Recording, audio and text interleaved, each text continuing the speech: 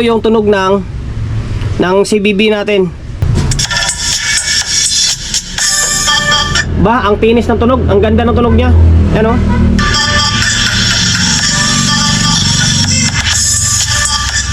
Napakaswabe ng tunog. Ito, yung value nito ay 630 na 155J. 630 volts. Yan, 630 volts na 155J.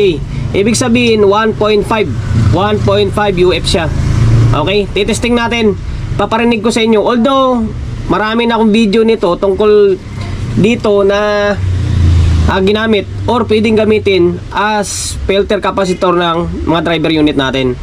Ito si CBB pa tawag dito ng capacitor. Okay, tapos kumpara natin siyempre gamit ng ito namang 2UF naman ito na 450 volts starting capacitor ng electric fan. Ikumpara lang natin, although may kinibahan sila siyempre 1.5 against sa 2UF. Ikumpara lang natin ng konti lang naman, slight lang. Okay, tapos ito yung gagamitin natin, JBL ito, JBL. Okay, tapos ito yung pang testing natin, itong amplifier na to. Pasensya na, naka-fix yung camera natin. JBL din itong amplifier, JBL ko bagong repair natin. Ito yung gagamitin natin na pang testing. So ngayon, iwawiring ko muna. Bali, pagsabayin lang natin ito. Yan, pagsabayin natin to dito kasi nga ititesting natin siya ng sabay. Okay, yan, ipitin ko lang siya dito para hindi mahirap. O yan, ipit lang. Yung kita ba sa isang camera natin? Baka naman hindi makita kasi yung isa natin sa YouTube natin i-upload yan. Tapos ito naman, bali irerekta lang natin. Ito yung negative, ito yung positive. Okay, bali irerekta lang natin siya. Yung wala na tayong resistor na gagamitin. Okay, ngayon dito,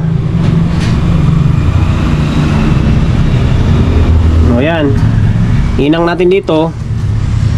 Tapos bali ito mamaya i-testing natin ng ano ba tawag yan, ididiin lang natin ba, lagyan natin ng sapin. Okay, mapilik yan ganito.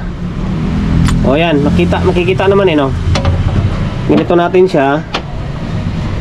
O yan, pwede natin ganito na lang siya mamaya. Ito, and then dito.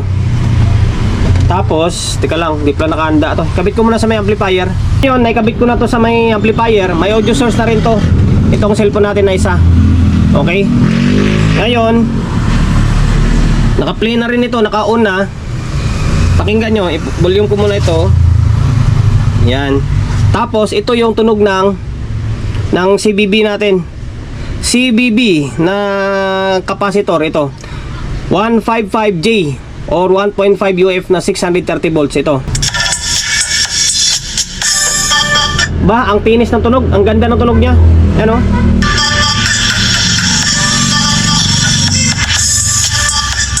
Napakaswabe ng tunog. Parang akala mo audio failure lang din. Oh. Wala tayong bulb. Hayaan nyo, sa sunod na mga vlog natin, lagyan natin ng bulb kung ano magiging tunog. Tapos ito naman yung tunog ng 450 volts na 2UF. Pasensya, wala ako, naubusan ako ng 1.5. 2UF ang ginamit natin.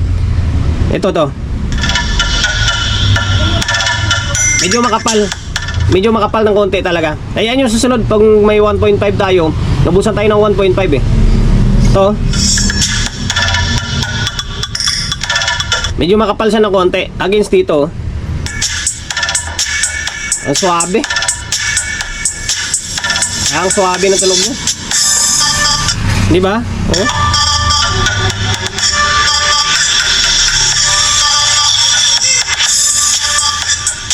Medyo makapal ng konti.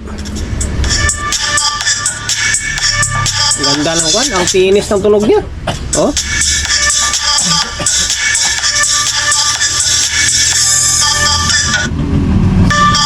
Magaspang. Ganito yan ang sistema.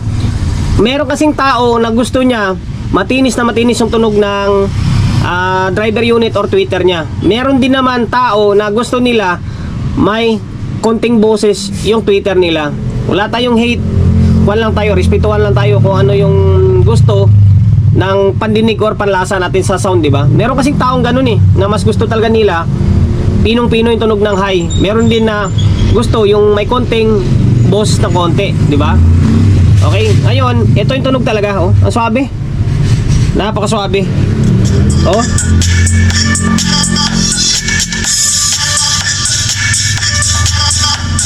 Ayan yung sa mga susunod na vlog, ito na gagamitin natin.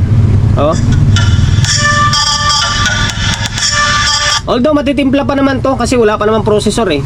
Ito kasi power amplifier lang to, nakarekta lang tayo, wala namang processor. Matitimpla pa naman once na may processor tayo. Okay?